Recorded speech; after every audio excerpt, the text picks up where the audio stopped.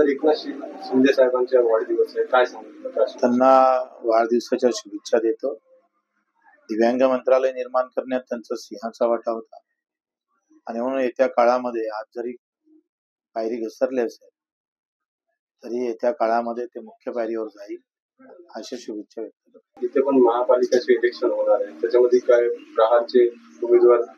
निश्चितच येणाऱ्या निवडणुकीमध्ये आम्ही पूर्ण महाराष्ट्रभर जिथे इथे चांगला कार्यकर्ता आहे तिथे त्या ठिकाणी आम्ही लढण्याचा प्रयत्न.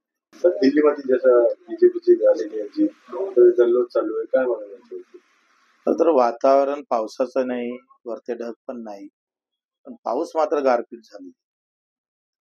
वातावरण काहीच नसतं आणि निवडणुकीचा निकाल मात्र बीजेपीच्या बाजूने लागलेला असतो. एकंदरीत ही मोठी संशोधनाची वेळ आपल्यावर सगळ्यांना आली आहे.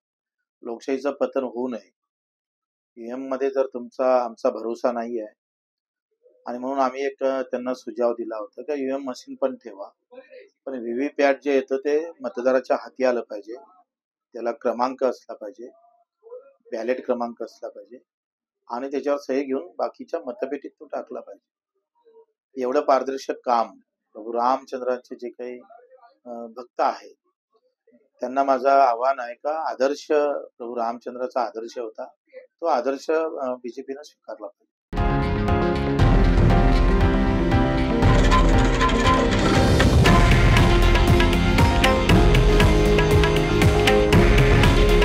हे आहे देशातील नंबर 1 न्यूज नेटवर्क आणि आपण पाहत आहात TV9 मराठी.